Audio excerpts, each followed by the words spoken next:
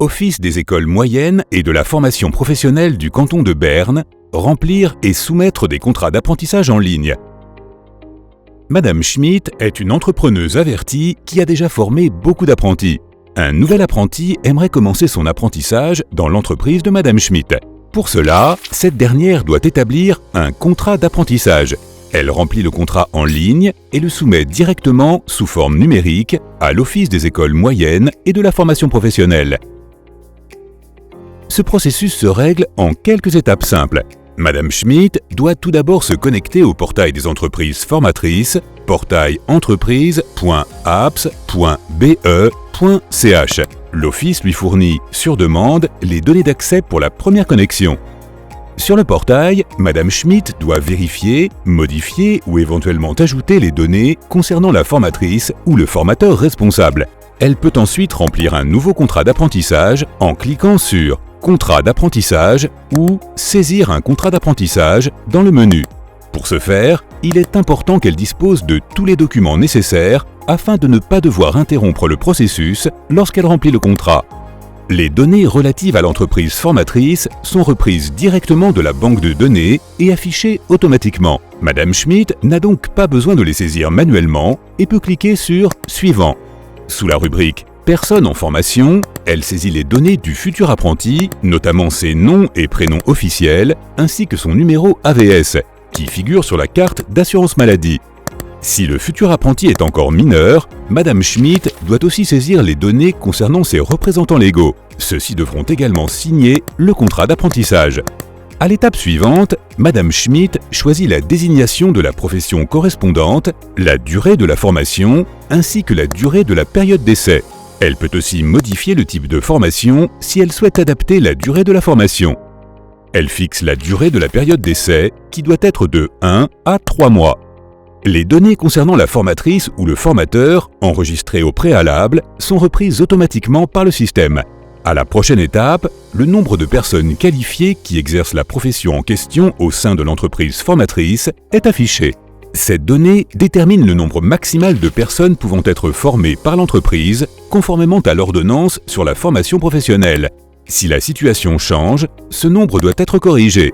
Dans le cas présent, 3 spécialistes de la formation concernée travaillent dans l'entreprise de Madame Schmitt, ce qui correspond à un total de 180%. La prise en charge des frais de la formation scolaire et des cours interentreprises est désormais traitée sous la rubrique « Formation scolaire/CIE ». La participation aux cours interentreprises ne doit générer aucun coût pour la personne en formation. Madame Schmitt saisit ensuite le montant des indemnités pour les différentes années de formation, ainsi que le temps de travail et le nombre de semaines de vacances de la personne en formation. Elle complète également les informations concernant les acquisitions à faire et les prises en charge des primes d'assurance. Si l'entreprise formatrice dispose de règlements particuliers, elle peut le mentionner sous la rubrique « Documents/pièces jointes ». Elle peut aussi y déposer les directives et règlements particuliers, tout comme les documents relatifs à une éventuelle première formation. Avant d'imprimer le contrat pour signature, un aperçu permet de vérifier et, au besoin, de corriger toutes les données saisies. Il est également possible d'afficher le contrat en format PDF ou de l'enregistrer comme modèle pour des contrats futurs. Pour finir, Madame Schmitt saisit le lieu et la date et imprime 2 exemplaires du contrat qui seront signés par les 2 parties. Après avoir imprimé les contrats, Madame Schmitt ferme la fenêtre en cliquant sur « Enregistrer et continuer plus tard ».